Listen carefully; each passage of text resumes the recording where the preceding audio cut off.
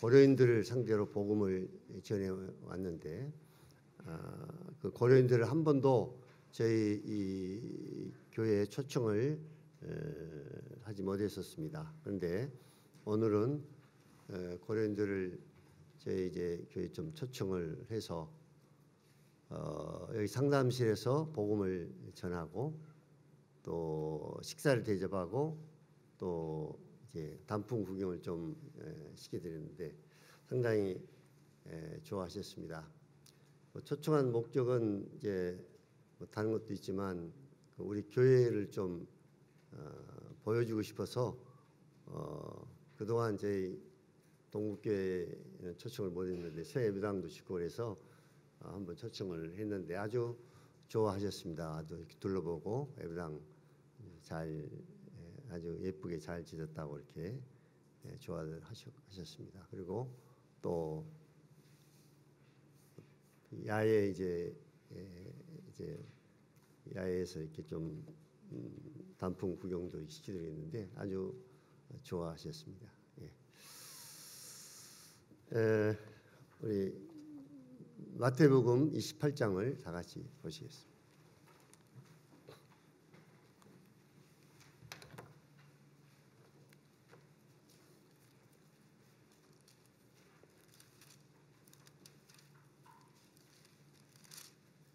(19절부터) 20절까지 보시겠습니다.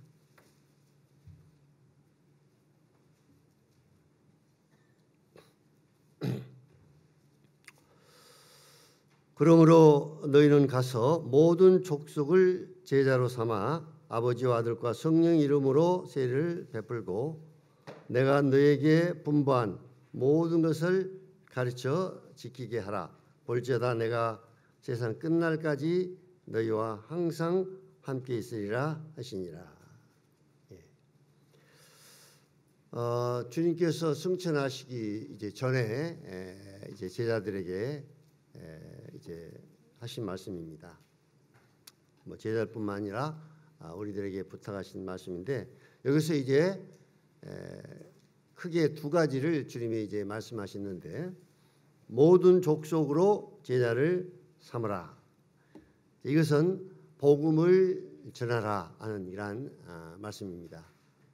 복음을 전해서 모든 족속으로 제자를 삼고 그 다음에 그 제자들 구원받은 자들에게 또 한 가지 내가 너에게 분부한 모든 것을 가르쳐 지키게 하라. 이 두 가지 주님의 중요한 명령입니다.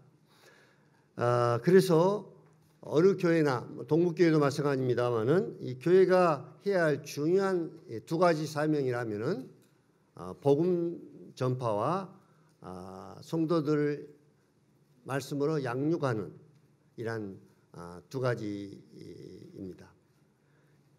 이것은 지금 부서를 맡은 우리 일꾼들도 여기 있습니다만은 주일학교나 학생부나 청년부 마찬가지로 주일학교를 가르칠 우리 맡은 반사들의 어린이들을 위한 중요한 두 가지 사명이 뭐냐? 마찬가지로 어린이들에게 복음을 전해서 그들이 구원받으면 하나님의 말씀으로 잘 양육하는 것이고 학생부도 복음을 전해서 학생들이 구원받고 말씀을 잘 양육하는 것. 청년부도 복음을 전해서 청년들이 구원받고 말씀으로 잘 양육하는 것입니다. 이 두 가지 중에 어느 하나라도 소홀히해서는 안 되는 것입니다. 만약에 동국교회가 가르치기만 잘하고 복음을 전하지 않는다면 주님의 최고의 이 명령을 우리가 수행하지 않은 거고 그렇다면 숫자적인 어떤 구원의 역사가 일어나지 않을 것입니다. 이 교회는 영적인 질도 중요하지만 수적인 이 부흥, 수적인 이러한 그 증가도 주님 이 말씀을 통해서 우리가 볼 수 있습니다. 그래서 열심히 복음을 전해서 영혼들을 구원받게 하고 그다음에 또 하나 열심히 그들을 잘 가르쳐서 말씀을 가르쳐서 하나님의 말씀으로 잘 양육하는 이 두 가지 이 사역을 광주 동북교회나 또 부서를 맡은 일꾼들은 이 부분을 잘 이제 감당해야만이 제대로 내가 맡은 부서 또 하나님의 교회 교회에서 우리들이 해야 할 중요한 사명입니다. 그래서 오늘은 특별히 이 양육 문제보다도 복음을 전하는 이러한 부분에 대해서 좀 교제를 나누겠습니다. 여러분과 저는 누군가에 의해서 복음을 들었습니다. 누군가에 의해서 복음을 들어서 구원을 이제 받았죠. 물론 이제 성경을 읽다가 그 말씀을 통해서 깨달은 이런 경우도 있습니다만은 그런 경우는 아주 극히 드문 경우라고 볼 수가 있습니다. 우리 로마서 10장을 한번 또 보시겠습니다. 로마서 10장.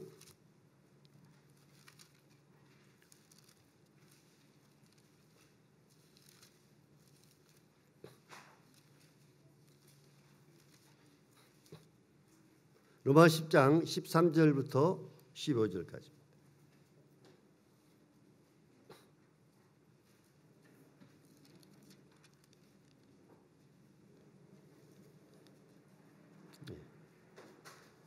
누구든지 주의 이름을 부르는 자는 구원을 받으리라. 그런즉 그들이 믿지 아니한 이를 어찌 부르리요? 듣지도 못한 이를 어찌 믿으리요? 전파하는 자가 없이 어찌 들으리요? 보내심을 받지 아니했으면 어찌 전파하리요?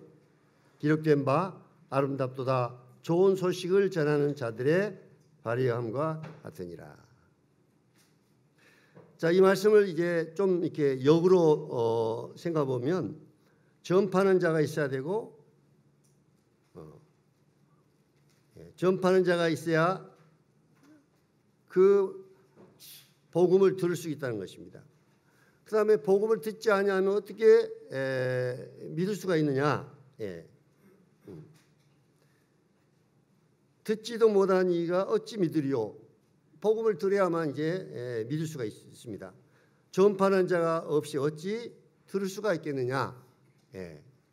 이렇게 말씀을 하고 있습니다. 그래서 우리가 복음을 전해서 누군가 저에게 복음을 전해 주어서 그 복음을 듣고 구원을 받게 된 것입니다. 찾지 않겠습니다만 에베소 1장 13절의 말씀에도 그 안에서 너희도 진리의 말씀 곧 구원의 복음을 듣고 구원의 복음을 듣는다. 그 안에서 또한 믿어 약속의 성령으로 인치심을 받았다. 이렇게 말씀하고 있습니다. 자, 이 말씀에 보면 세 가지 역할을 말씀하고 있습니다. 세 가지 역할.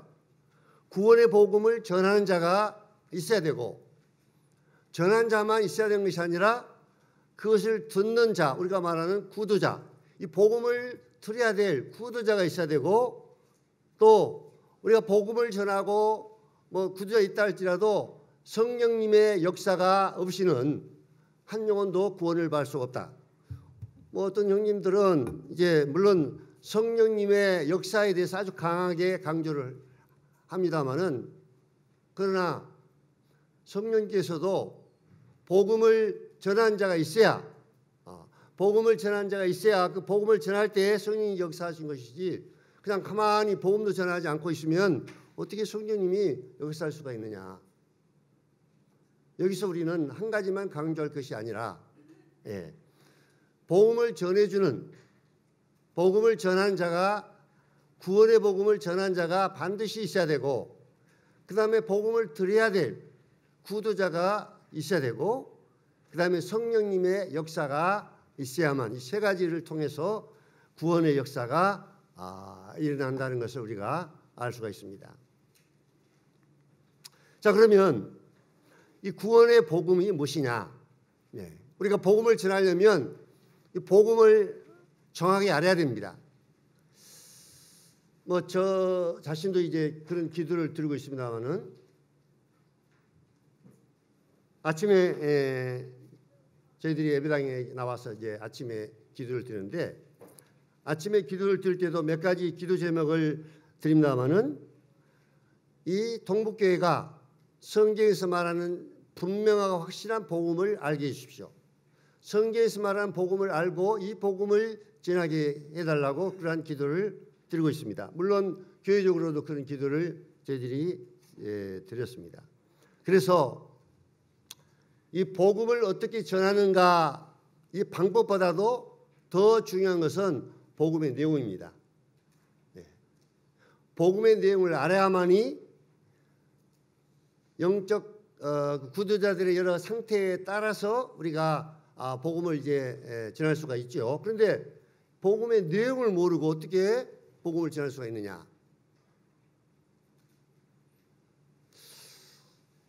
뭐 여기에 있는 다 그렇지는 않습니다만 우리 형제님들 한번 개인적으로 한번 생각해 보십시다.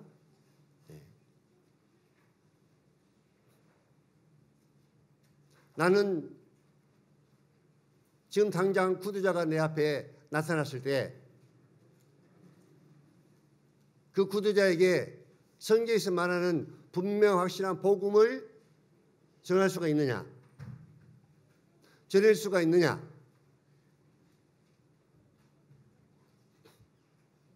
그 구두자가 내가 분명한 복음을 전해주면 구원받을 수 있는 그런 영적 상태에 있는데도 불구하고 내가 정확한 복음을 그에게 전해줄 수 없다면 구원받은 10년이 되고 20년이 됐는데도 불구하고 어떤 내용의 복음을 이 구두자에게 전해야 되는가를 모르고 그냥 쩔쩔매고 안절부절하고 아이고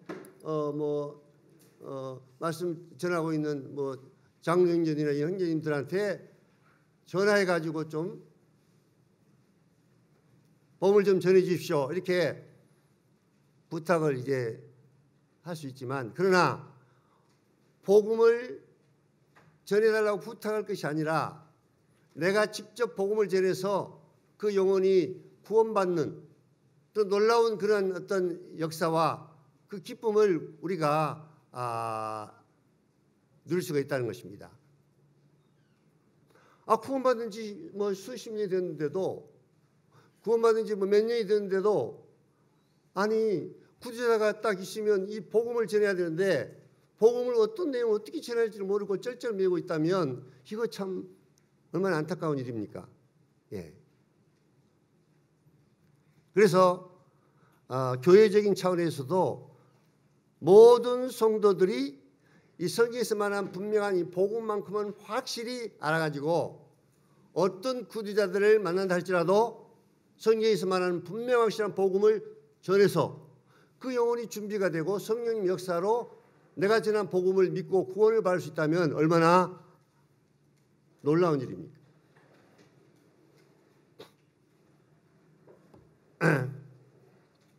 영적인 영적인 출산.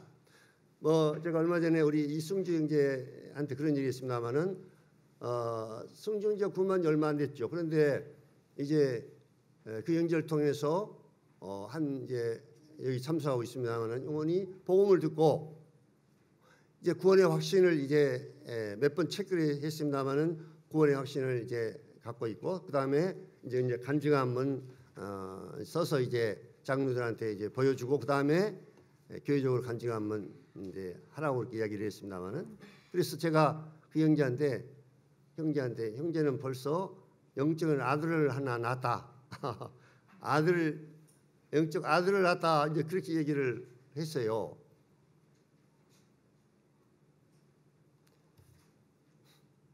저희 아들이 결혼한 지 6년이 됐는데도 애가 없었습니다.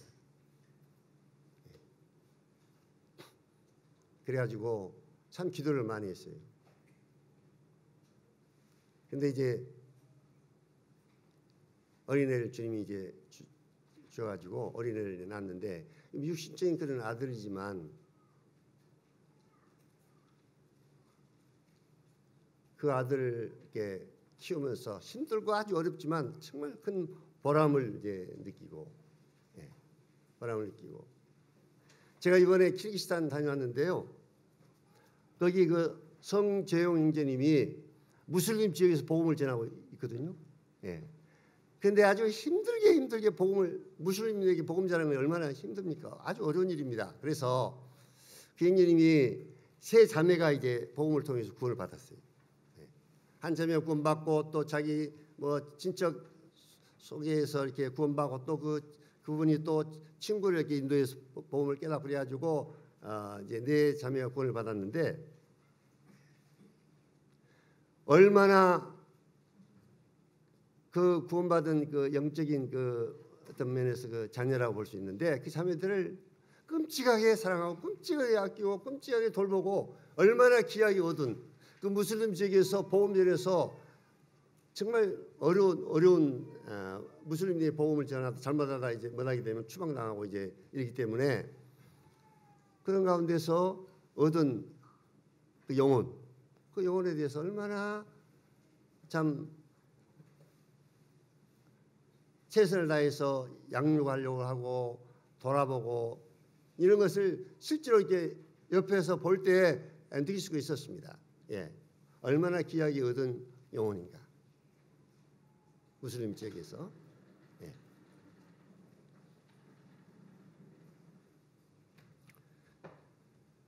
그래서 우리는 여기 앉아 있는 우리 형제자매들은 이제 구원받은 지 뭐 1년이 됐든 뭐 얼마 안 됐든 간에 상관없이 모든 성도라면 복음을 이제 전할 수 있어야 됩니다.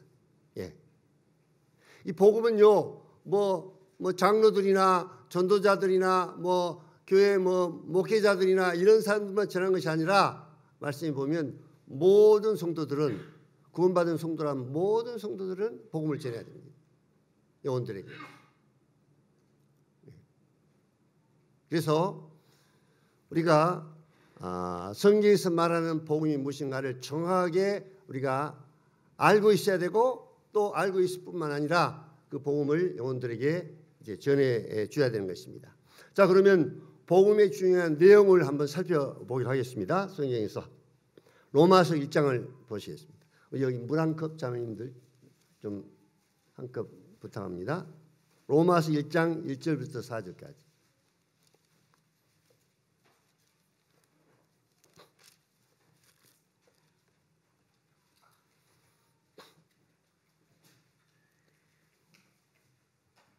예수 그리스도의 종 바울은 사도로 부르심을 받아 하나님의 복음을 위하여 택정함을 입었으니 이 복음은 하나님이 선지자들을 통하여 그의 아들에 관하여 성경에 미리 약속한 것이라. 그의 아들에 관하여 말하면 육신으로는 다윗의 혈통에서 나셨고 성결의 영으로는 죽은 자들 가운데 부활하사 능력으로 하나님의 아들로 선포되었으니 곧 우리 주 예수 그리스도라. 이 사도 바울은 사도로 부르심을 받은 사도였는데 그 목적 중에 하나가 뭐냐? 하나님의 복음을 전하기 위해서 택정함을 받았다. 이렇게 말씀하고 있습니다. 그러면 복음을 전하도록 택정함을 받았는데 그러면 이 복음이 무엇이냐?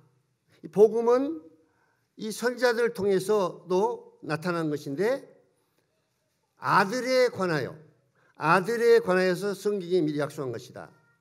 예. 그러니까 복음의 핵심은 바로 뭐냐면 예수 그리스도입니다. 예수 그리스도가 이 복음의 핵심 내용입니다. 예수 그리스도가 빠진 복음, 이건 복음이 아니죠. 예. 그런데 예, 감사합니다. 아들 예수 그리스도인데 어떤 예수 그리스도냐? 어떤 예수 그리스도? 여기서 두 가지를 말씀하고 있습니다. 첫째는 그 아들에 관하여는 3절에 육신으로는 다윗의 혈통에서 나셨고 육신으로는 다윗의 혈통에서 나셨다. 이 말씀은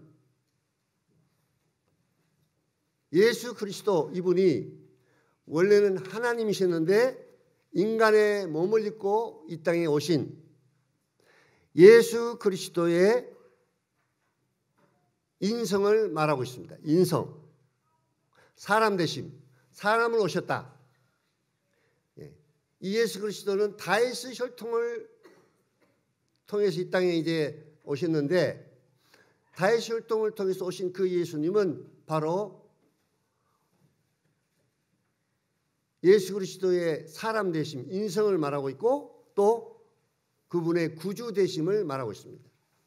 십자가에서 우리 죄를 위해서 죽으신, 인간의 몸을 입고 이 땅에 오셔서 십자가에서 죽으시고 우리를 죄에서 구원하기 위한 우리의 구원자로 오신 우리의 구주 되심, 예수 그리스도의 인성을 말하고 있고요. 그 다음에 부활로 하나님의 아들로 확정됐다.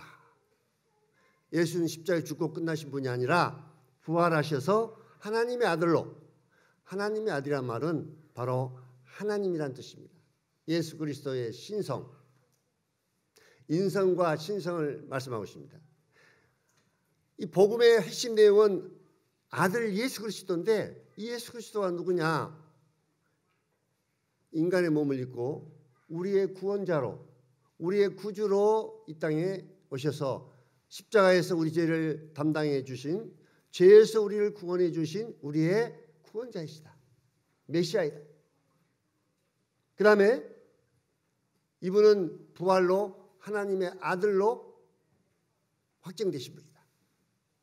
하나님의 아들이란 말은 하나님이라는 뜻입니다. 그분이 하나님이고 우주 만물을 창조하신 창조 주인이라는 것입니다.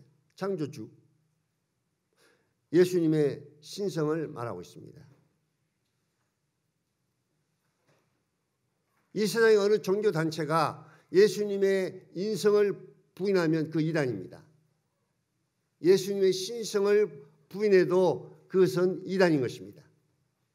몰몬교라든지 여호와증이라든지 또 무슬림이라든지 이런 많은 종교단체들은 예수님이 하나님이신 것을 부정합니다.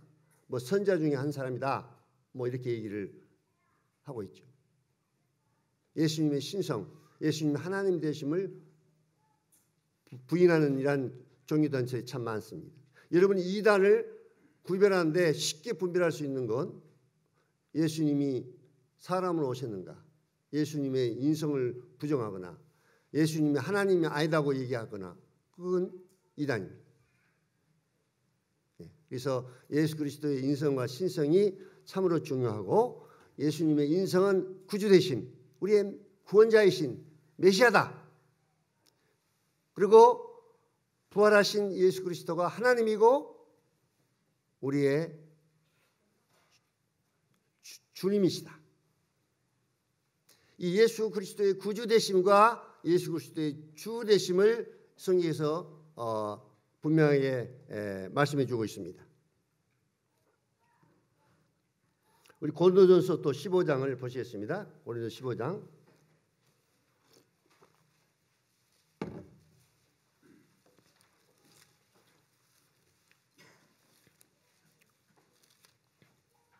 고린도 15장 1절부터 4절까지.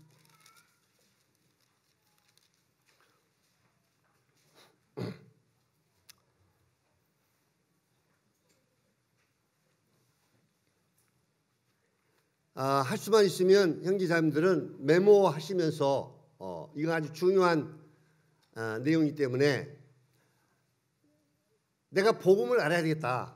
내가 복음을 전하려면 복음을 먼저 알아야 되겠다. 내가 구원받은 지가 좀 몇 년이 됐느냐. 그런데 성경에서 말하는 분명한 복음도 무엇인지를 몰라가지고 어떻게 내가 복음을 전할 수가 있겠느냐. 그래서 이 하나님의 말씀을 통해서 내가 분명하고 확실한 이 복음을 먼저 알고 내가 이제 이 복음을 전해야 되겠다. 먼저 복음을 알아야 됩니다. 성경에서 말하는 복음. 여기 이제 사도 바울이 복음에 대해서 말씀해 주고 있습니다.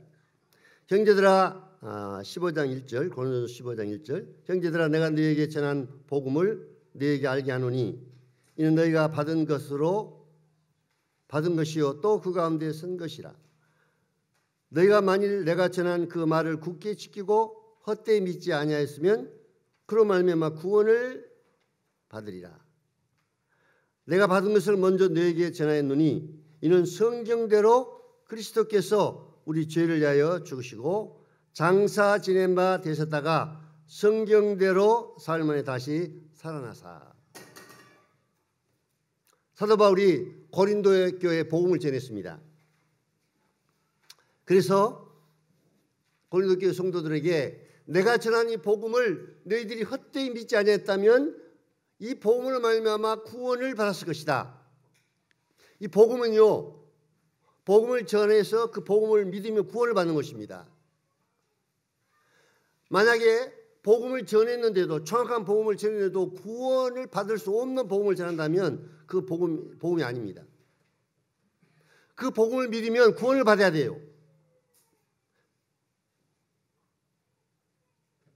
그러니까 다 구원을 얻는 것은 아닙니다만은 준비된 영혼이 이 복음을 들었을 때 정말 내가 전한 복음이 정확한 복음을 전했다면 그가 구원을 받아가지고 야 나도 이제 구원받았다. 네. 나도 이제 구원을 받았다 하는 확신을 가지고 기뻐하고 간증하고 그런 변화가 일어나는 것입니다. 그래서 사도 바울도 내가 전한 복음을 너희들이 정말 믿었다면 구원을 받았을 것이다. 그렇게 말씀하시고 그 다음에 내가 받은 것을 먼저 너에게 전하였노니 이는 성경대로 그리스도께서 우리 죄를 위하여 죽으셨다. 성경대로 그리스도께서 우리 죄를 위하여 죽으셨다. 예, 십자가의 제사함과 우리 주님의 구주 되십니다. 이것은 우리가 너무나 잘 압니다. 예수님이 십자가에서 내 죄를 다 담당해 주셨다. 예수님은 우리를 죄에서 구원해 주시는 메시아고 우리의 구원자다. 이건 우리 동북교회 성도들이 기가 아프게 또 수년 동안 구원받은 이후로 수많은 복음을 통해서 많이 들었습니다. 우리 모임이 이 십자가의 제사함에 대한 복음을 아주 정확하게 잘 전하고 있지요. 그런데 이 복음은요, 구주 되심만이 아니라 예수님의 인생만이 아니라 십자가의 제사만이 아니라 죽고 그냥 끝나버린 예수님이 아니라 부활하신 예수님, 그 부활하신 예수님이 누구냐는, 예, 부활하신 예수님이 누구냐? 성경대로 우리 죄를 위해서 죽으시고 성령도 살아나셨다. 부활로 예수님이 누구인 걸 증명했습니까? 그분이 하나님의 아들인 것을, 하나님이신 것을, 우주 만물의 주인인 것을 부활로 예수님이 증명해 주신 것입니다.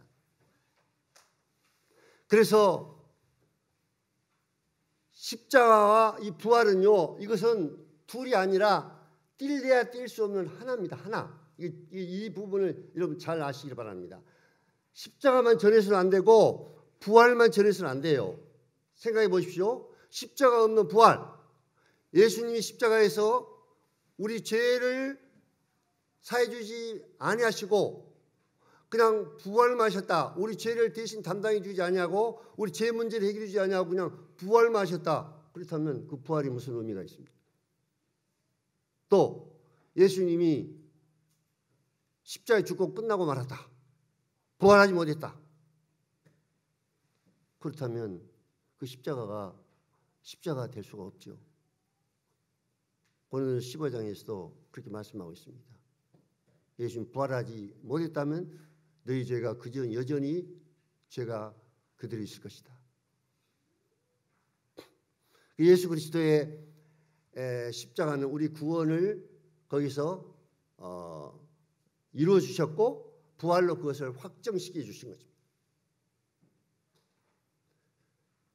그래서 이 동전 이 양면처럼 십자가와 부활은요, 이거 뗄래야 뗄 수 없습니다.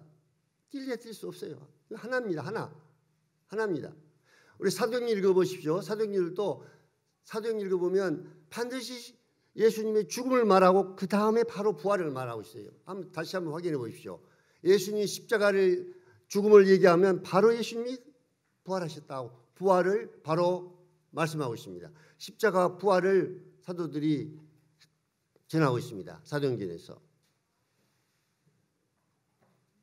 그래서 이 십자가와 부활은 뗄래야 뗄 수 없는 하나다는 것을 우리가 분명히 말씀을 통해서 알 수가 있습니다. 예. 그래서 우리가 복음을 전할 때 십자가의 제사함, 우리의 구주 되심, 예수님이 부활하셔서 이분이 하나님의 아들이시고 이분이 하나님이고 우주 만물의 주인이다. 나의 주인이다. 이 구주 되심과 주 되심을 우리가 하나님의 말씀을 통해 전해야 됩니다. 또 한 가지 사도행전 찾지는 않겠습니다. 20장 21절을 보면 하나님께 대한 회개와 우리 주 예수 그리스도에 대한 믿음을 증거했다. 하나님께 대한 회개를 또 전해야 됩니다. 회개하라 천국이 가까웠느니라. 이 회개를 복음 전할 때 전했습니다.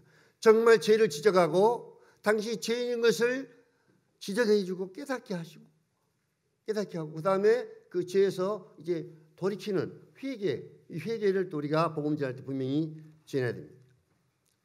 그래서 이 복음의 중요한 핵심은 이 세 가지로 볼 수 있습니다. 하나님께 대한 회개, 십자가의 제사함을 통한 구주 되심, 그다음에 부활하신 예수님의 주 되심, 이 세 가지를 복음의 핵심으로 이렇게 우리가 말할 수가 있습니다.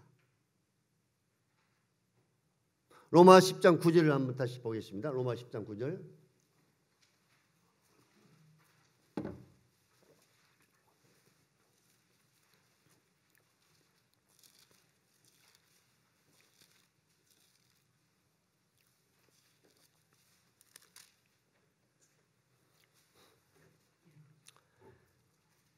장 9절입니다. 네가 만일 내 입으로 예수를 주로 시인하며 또한 또 하나님께서 그를 죽은 자 가운데서 살리신 것을 내 마음에 믿으면 구원을 받으리라.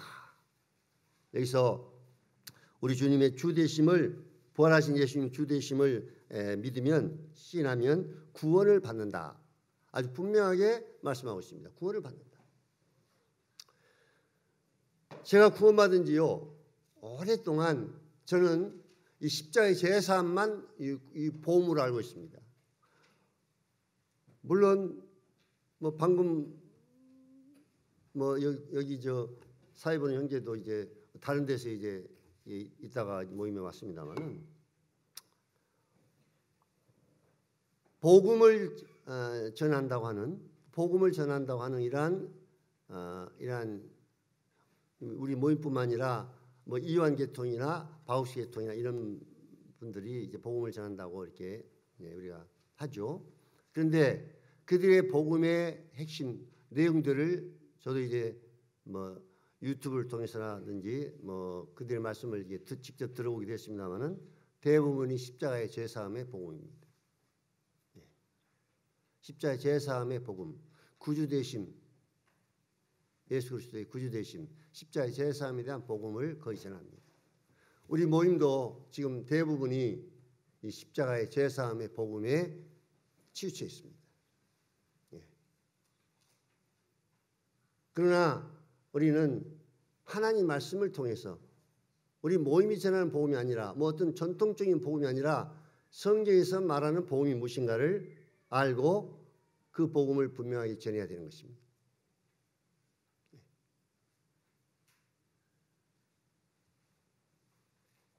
여기 보면 주 되심을 주로 시인하고 또한 하나님께서 그를 죽은 자 가운데서 살리신 것을 믿으면 구원을 받는다. 제가 실제로 우리 주님의 주 되심에 대한 복음을 전해서 구원의 확신을 얻는 또 변화되는 이런 사람들도 봤습니다. 그래서 우리가 우리 주님의 구주 되심과 그 당연히 지내야 됩니다. 죄사함과 구주 되심. 그러나 그것만이 아니라 예수님이 부활하셨다. 부활하신 예수님은 누구냐? 이분이 바로 하나님이고 우주 만물의 주입니다. 우리 주님의 구주 되심과 주 되심을 우리가 분명히 복음을 전할 때 전해야 되는 것입니다.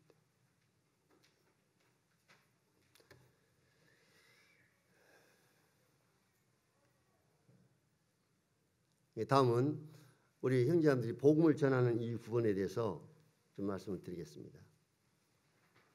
이 세상에 하는 일들이 참 많이 있죠. 세상에 하는 일들 중에서 그저 해도 되고 안 해도 되는 이런 일도 있습니다. 예.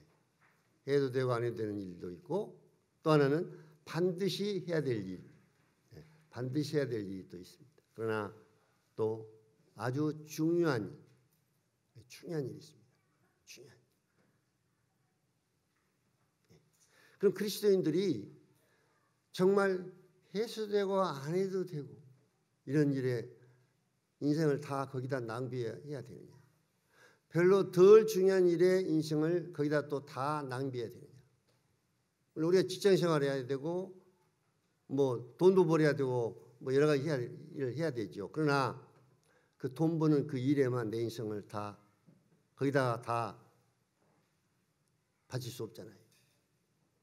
직장에 열심히 해야 됩니다. 그러나 직장 거기에다가 내 인생을 다 그 일을 위해서 내 인생을 거기다 다 바칠 수 없습니다. 직장은 왜 필요하냐? 일은 왜 필요하느냐? 그 하나의 수단이지 더 중요하고 가치 있는 것을 위해서 일도 필요하고 직장도 필요한 것이지 직장이 목적이 아니고 어떤 사업이 목적이 아니라는 것입니다. 이 부분을 우리가 분명히 알아야 됩니다.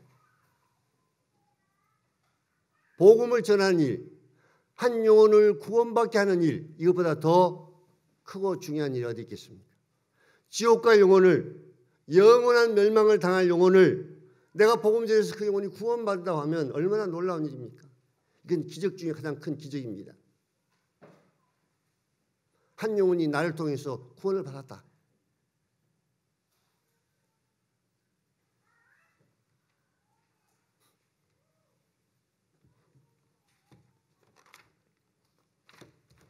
제가 이 간증은 지난번에도 이제 형제자매한테 말씀을 드린 적이 있습니다만은 제가 감동을 받은 이런 간증이기 때문에 이 시간 다시 또 좀 말씀을 드리고 이 간증을 통해서 우리들도 좀 교훈을 받기 위해서 이 간증을 좀 다시 말씀드리겠습니다. 이 간증은 일본 어느 모임에 형제님께서 서울 북북교에 오셔가지고 말씀 시간에 이 간증을 하신 내용을 제가 직접 들었습니다. 그 서울 북북교회 뭡니까 홈페이지 들어가가지고 거기서 이제 그 간증한 내용을 들었는데 이 형제님은 몸을 움직일 수 없는 이런 상태에 침대에 누워 있었습니다. 침대에 누워 있는데도 그분이 간증하기를 성경도 들을 만한 힘이 없는 이런 상태에서 침대에 누워 있었어요.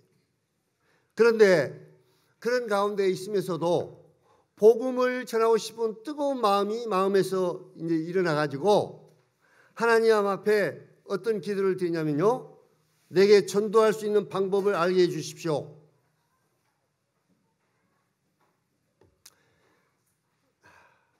뭐 내 자신도 마찬가지입니다만은 내가 만약에 움직일 수도 없는 그런 처지에 있다면 복음 전할 생각을 할 수 있겠을까?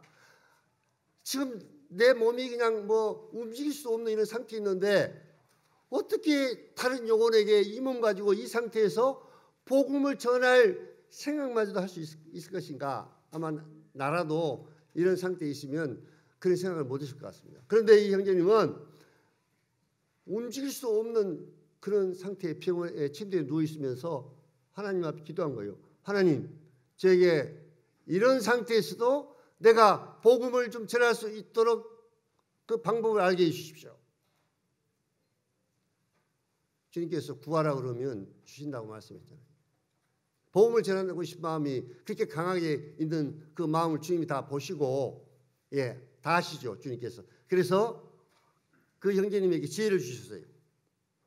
어떤 지혜를 주셨냐면 내가 이제 뭐 움직일 수 없고 그러니까 칠판을 하나 이제 구해가지고 칠판에다가 성경 말씀 구절을 이렇게 딱 써가지고 자기 집 대문 앞에다 딱 이제 이렇게 놔둔 거예요. 지나가는 사람들이 그걸 이제 보도록. 그렇게 해서 이제 자기 대문 앞에다가 성경 말씀을 써서 이제 딱 이렇게 놔둔 겁니다. 칠판을. 그러니까 이제 하루는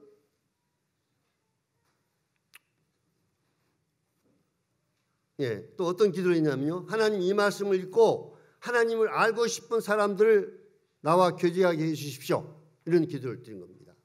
주님은 우리 기도를 들어주시잖아요. 어떻게 복음을 전할 수 있는가 그 방법을 좀 알게 해 주십시오 하니까 주님이 지혜를 주셨고, 그 다음에 또 기도를 하나님 알고 싶은 사람을 나와 교제할 수 있도록 인도해 주십시오. 이렇게 기도했어요. 그래서 어느 날 한 청년이 이제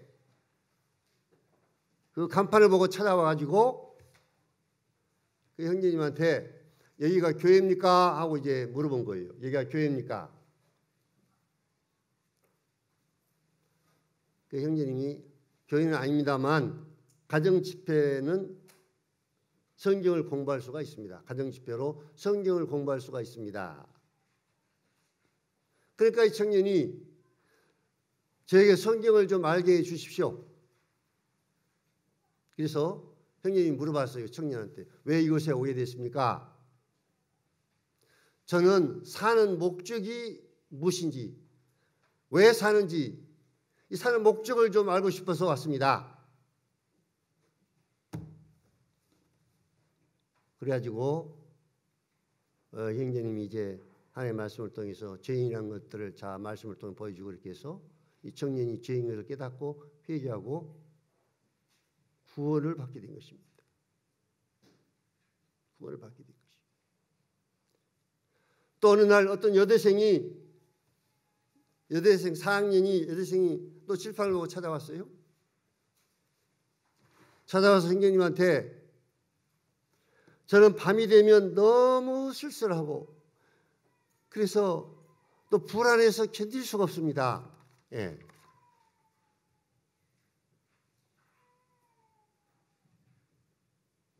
그래서 이제 형제님이 그때는 이 상태가 너무나 안 좋은 상태에 있어가지고 복음을 전할 수 없어서 전도 캠프를 소개를 해줬습니다.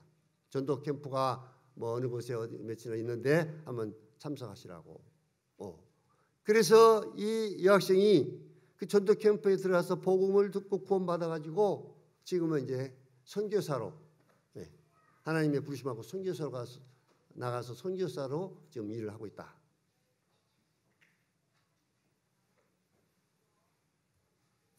한 번은 또 이 집 근처에 그 주유소가 이제 있는데 그 주유소 주인이 자기 부인을 데리고 이제 찾아온 겁니다.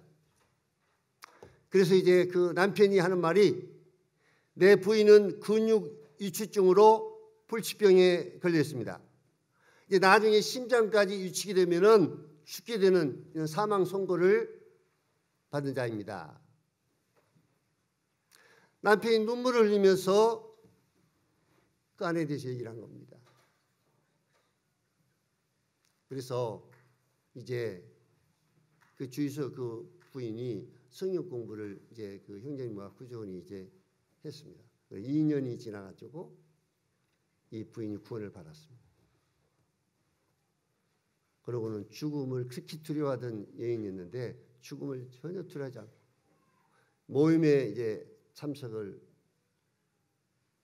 하게 되는 이런 역사가 일어난 겁니다. 그래서 그 형제님이 간증하기를 자기가 간판을 이렇게 써서 걸어놓은 걸 보고 한 20여 명이 말씀을 듣고 모임 생활을 지금 하고 있다. 저는 이걸 들으면서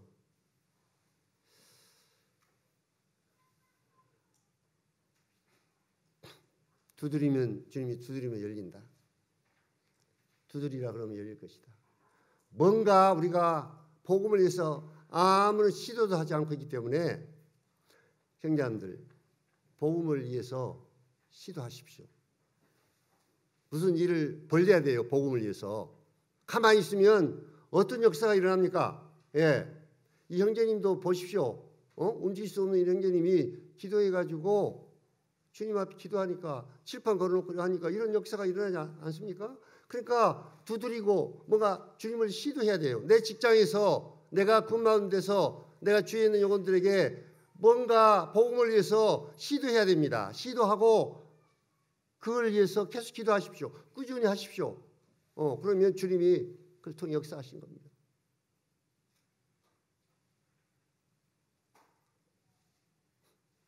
물론 그게 쉬운 일이 아니지만 그러나 주님 앞에 지혜를 달라고 기도해서 어떻게 하면 내가 직장에서 복음을 전할 수 있겠습니까? 주님 그 지혜를 그 방법을 저에게 알게 해주십시오. 이 형제처럼.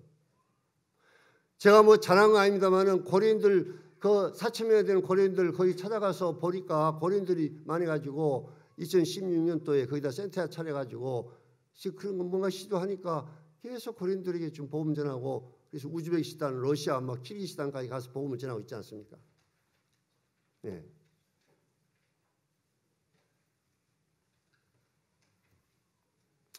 또 이 형제님이 그것만 한 것이 아니라 복음을 어떻게 전할 것인가 생각하다가 이 성경을 이제 녹음해 가지고 이것을 상당히 이제 오래된 일이죠.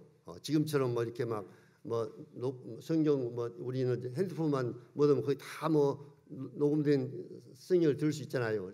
그것도 아주 오래된 이런 때였기 때문에 뭐 핸드폰 이런 것도 없었고 녹음기도 구하기가 참 어려운 그런 시대였을 것입니다. 그래서 녹음을 하려고 하는데 녹음기를 사야 되는데 녹음기가 3만 엔은 우리나라 한 30만 정도 됩니다. 3만 엔. 돈이 없어요. 돈이. 그래서 주님 앞에 기도를 했습니다. 녹음을 해가지고 이제 사람들한테 이 복음을 성경을 녹음해가지고 복음을 전했으면 좋겠다. 그래서 기도를 했는데 어느 날 우체부가 문을 두드린 거예요. 그래서 이제 열어주니까 등기가 왔다고 등기 하나를 주고 가는 겁니다. 열어보니까 25,000엔이 들어있어요. 25,000엔. 그러면 이제 얼마 부족합니까? 5,000엔이 부족하죠. 3만 엔이 있어야지 녹음기 사는데. 근데 이제 또 며칠 있다가 또 우체부가 문을 두드리는 겁니다. 문을 두드려요. 그래서 이제 또 등기 하나를 주고 가는데 그 편지를 읽어보니까 전에 25,000엔 보낸 분이 또 5,000엔을 또 보내줬어요. 5,000엔. 정확한 3만 엔이 된 거죠. 얼마나 주님은 정확하고 신비한 분입니까? 그 형제님의 기도를 그 필요를 그렇게 이제 공급해 주셨어요. 그래가지고 그걸로 이제 성경을 창세기부터 요한계시록까지 녹음을 하는데 2년이 걸렸답니다. 2년. 자기가 직접 이렇게 2년. 그래가지고 그 성경을 녹음한 성경을 어디로 보냈냐면 저 나환자들, 일본도 그런 나환자촌이 있었던 모양이죠. 나환자들에게 보냈는데 나환자들은 처음에 이제 눈으로 성경을 보다가 눈이 이제 나중에 빠지면 눈을 볼 수 없어서 손 이 점자를 이용해서 손으로 이렇게 점자로 이렇게 또 성경 읽다가 이 손 마디가 또 막 떨어지고 그러면 혀로 이렇게 해서 읽다가 이제 그것도 이제 안 되면 성경을 못 읽는 거죠. 그래서 귀로는 이제 들을 수가 있으니까 귀로는 그래서 형제님이 녹음한 이 테이프를 그런 나환자 보내준 겁니다. 그래서 나환자들이 그 형님이 녹음한 2년 걸려서 녹음한 그 테이프를 통해 하나님의 말씀을 듣게 된 것입니다.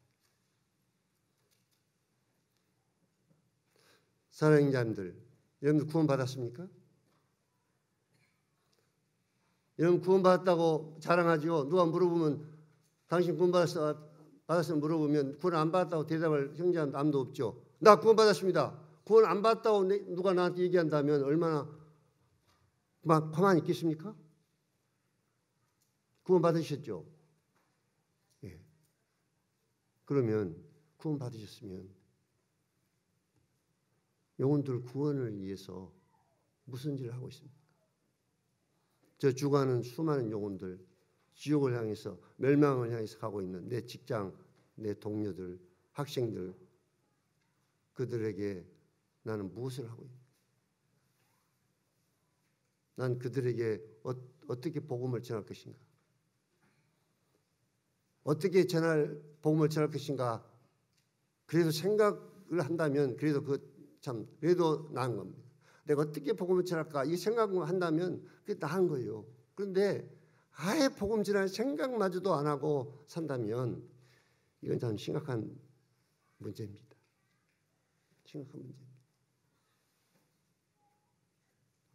제가 이걸 너무 여러분들 형제자매들한테 과하게 이제 들을지 모르지만 구원받은 그리스도인이요 복음을 전한다고 하는 것은 이것은요 당연한 겁니다. 특별한 일이 아닙니다. 당연한 것입니다.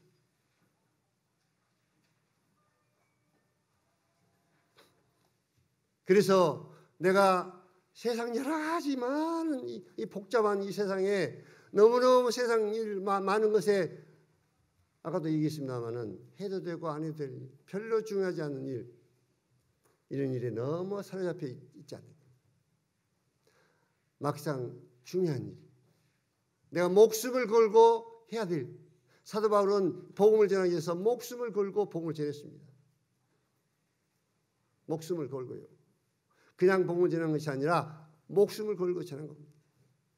그만큼 가치가 있기 때문에 자기 민족을 위해서 자기가 저주를 받는다 할지라도 이스라엘 민족들이 구원받기를 원한다고 그렇게 말했습니다. 사도 바울.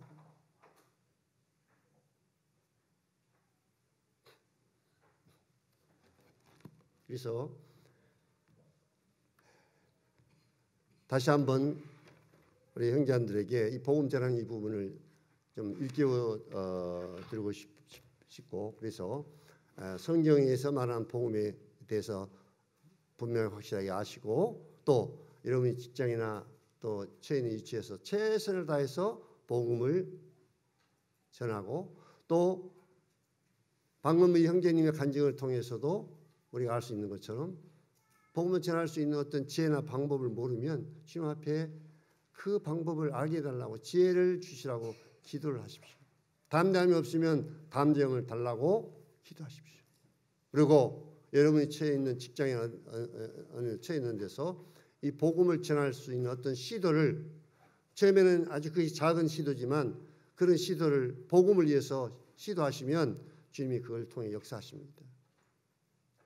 이 형제님을 보십시오. 칠판 하나 밖에다 걸어놓고 그걸 기도했을 때 그걸 듣고 그걸 보고 많은 사람들이 와서 복음 듣고 구원받는 역사가 일어나지 않습니까?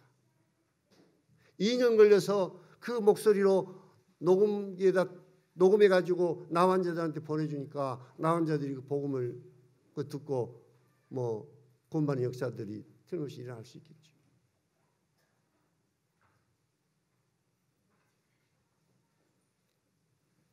전도지 하나라도 이제 딱 가지고 다니면서 틈나는 대로 사람들에게 기회를 무한 대로 놓치지 말고 전도지 하나를 주고 복음 전하고. 뭐 자랑해야 합니다만 어제는 제가 신발을 꾸미러 가지고 신발 이제 뒤축에 이제 좀 못해가지고 그걸 이제 뒤축 꾸미려고 이제 조그마한 그 신발 수리한 데 있잖아요. 거기 가서 이제 신발 못하면서 그 사람한테 얘기했습니다. 또. 예. 예. 그래서 우리는 할 수 있는 대로 최선을 다해서 기회를 우리가 만들어서 주위에 있는 영혼들, 접촉에 있는 영혼들에게 최선을 다해서 우리가 전도지나 어떤 것이라도 복음을 전할 수 있는 그런 것들을 우리가 시도하고 이렇게 해서 뭐 내가 전한 전도지를 통해서 그 영혼이 복음을 깨닫고 구원받을 누가 합니까?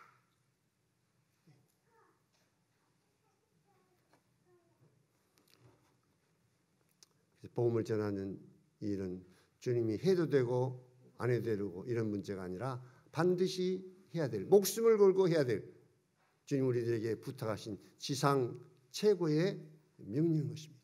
너희는 온 천하에 다니며 만민에게 복음을 전하라.